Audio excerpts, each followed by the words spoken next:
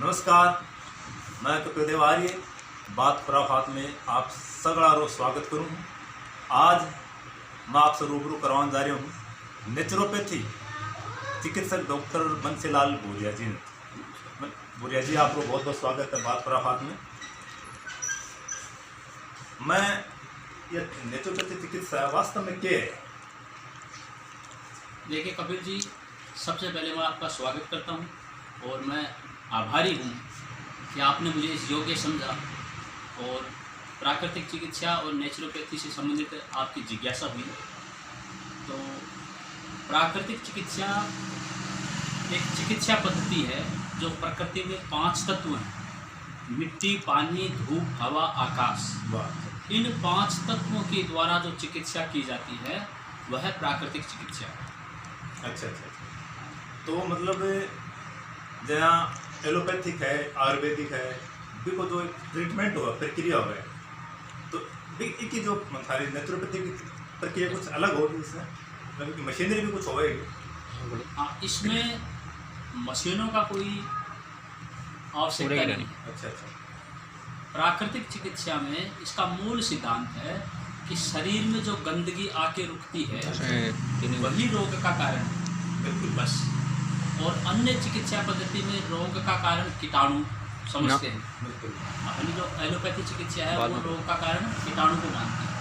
अब फिर क्या करते हैं कि वो एक कीटाणु की खोज करते हैं, फिर उसकी वो एंटीबायोटिक ढूंढते हैं, फिर वो बॉडी में उसकी दवा तैयार करते हैं। इस तरह फिर उनको और नया कोई वायरस मिल गया तो जितने वायरस मिलेंगे उतनी दवा की खोज।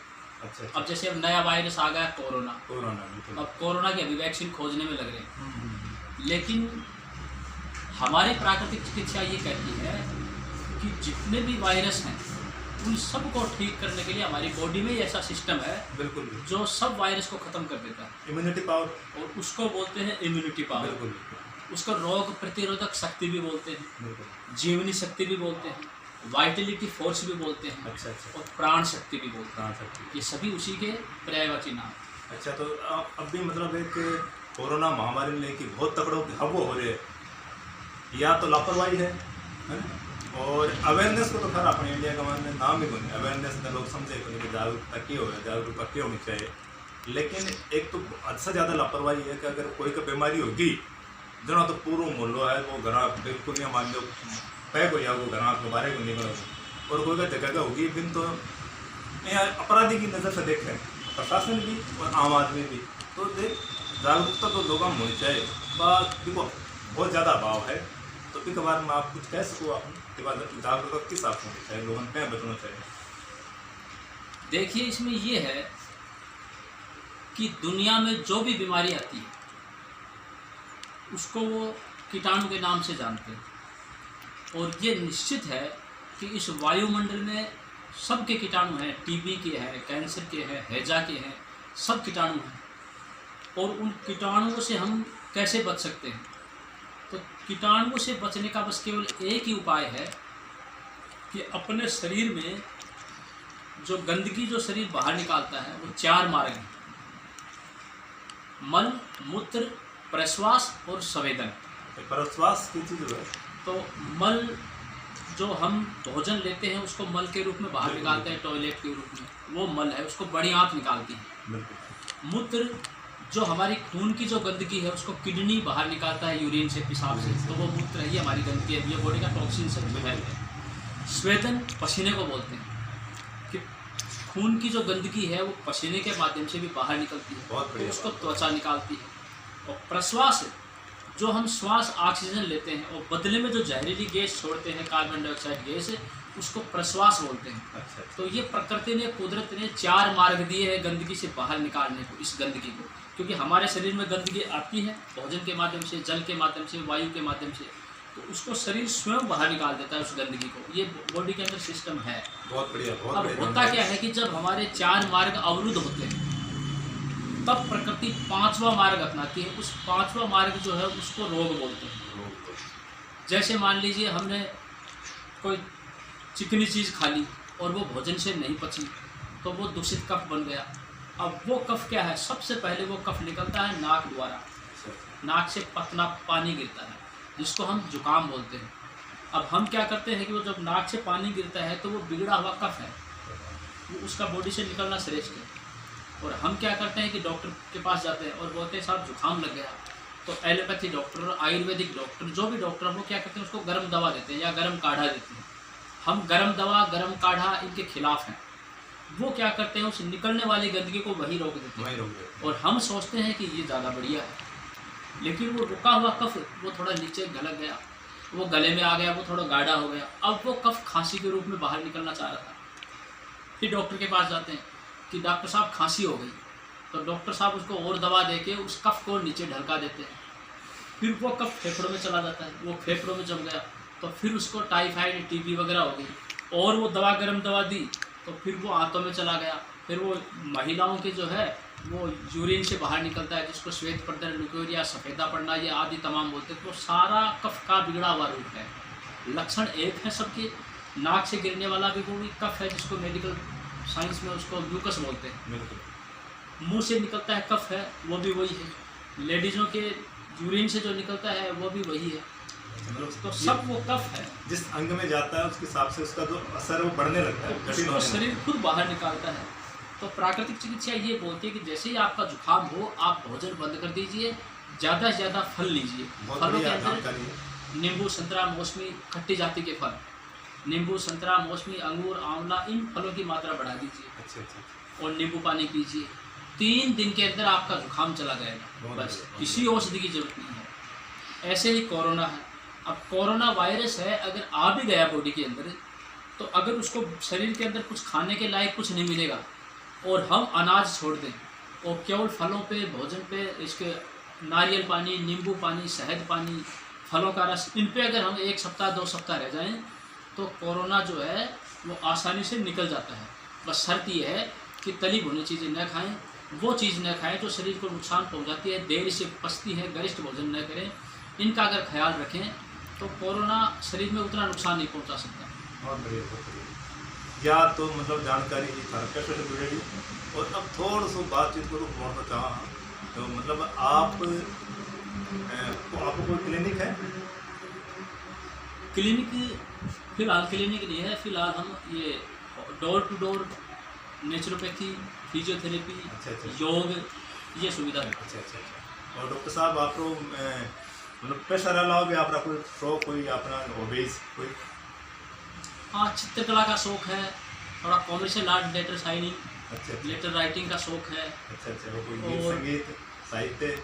और साहित्य देखो, पढ़ने का बहुत शौक है। अच्छा। किताबें मिलती है, जब लंबे सफ़र में जाता हूँ कुछ दिनों के लिए, 4 दिन 5 दिन, तो मेरे थैले में 4-5 किताबें एक्स्ट्रा मिलेंगी। बहुत बढ़िया। और जब भी समय मिलता है ट्रेन में, बस में, बड़े चाव से पढ़ता हूँ।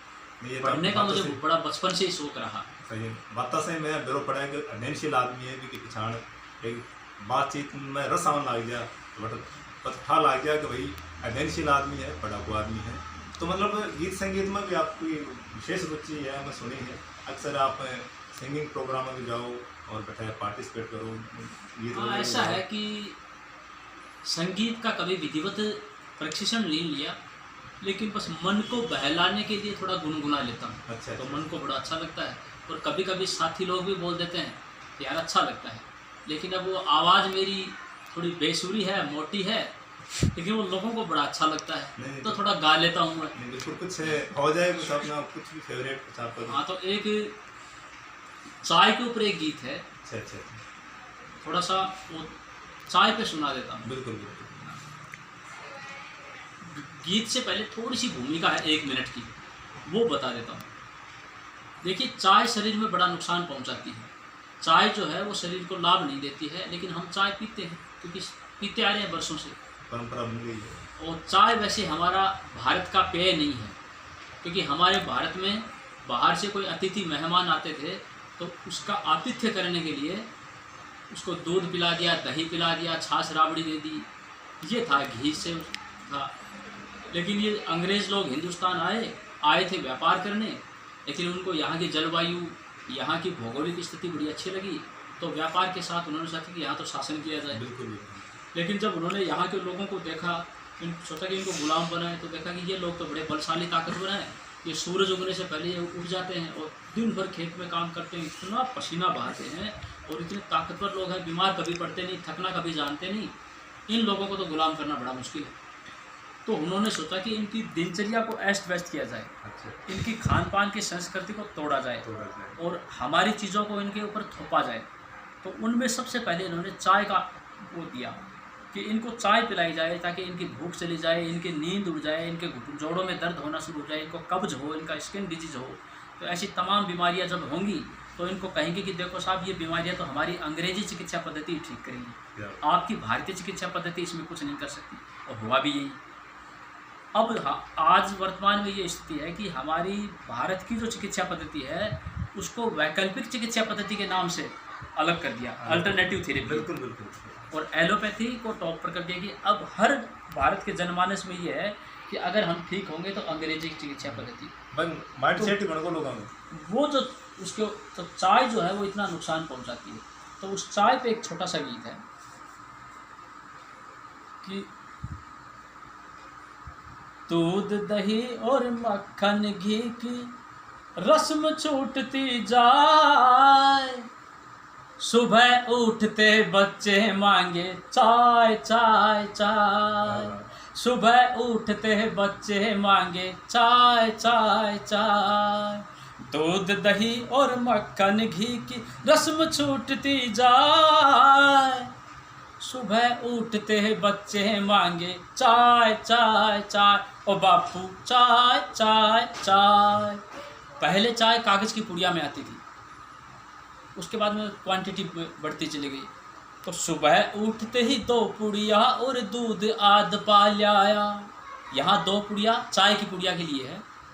सुबह उठते ही 2 पुड़िया और दूध आध पा लाया, छोटा सा एक मिले समोसा 2 रुपया दे आया, और वो भी चाय से बतलाया, बोला खा खा खा, सुबह उठते बच्चे मांगे चाय चाय चाय, सुबह उठते बच्चे मांगे चाय चाय चाय।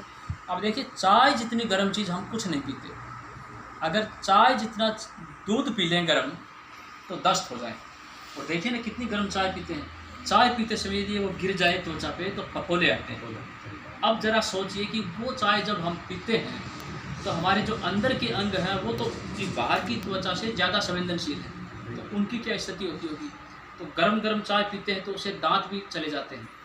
और देखो कुदरत की बात, 1800 डिग्री सेंटीग्रेड टेम्परेचर पर ये दांत जलता नहीं है, डेड बॉडी पूरी जल के राख हो जाती है, लेकिन बाहर दांत ज्यों के त्यों। और 200-300 साल पुराने मुर्दों को उखाड़ के देखा गया तो उनका पूरा शरीर गलकर मिट्टी, लेकिन दांत ज्यों के त्यों। तो इसका मतलब कुदरत ने, प्रकृति ने, नेचर ने इतने मजबूत दांत दिए हैं जिनको मिट्टी गला नहीं सकती, अग्नि जला नहीं सकती। और उन दांतों को कम वक्त ये चाय चीनी 40 साल नहीं होने देते, उससे पहले उसका वजूद चला जाता है। तो इतनी गर्म चाय जो पीते हैं वो दांतों को बड़ा नुकसान पहुंचाती है। तो चाय जो है वो किसी भी हद तक ठीक नहीं है।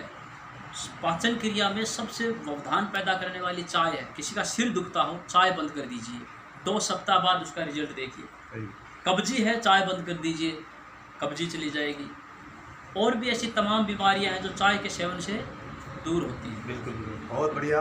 आज यह मुलाकात बहुत ही यादगार, बहुत ही ज्ञानवर्धक और बहुत मनोरंजक भी रही। उम्मीद से बेहतर तारो इंटरव्यू रहे हो। और मैं, हमारे सब्सक्राइबर्स हैं, हमारी ऑडियंस हैं, उम्मीद करूँ कि साक्षात्कार पसंद आयो होगो। हमारे चैनल ने ज़्यादा से ज़्यादा सब्सक्राइब करो, लाइक करो, और कुछ भी तारी शिकायत है तो कमेंट बॉक्स में ज़रूर लिखो। धन्यवाद मुंशी जी।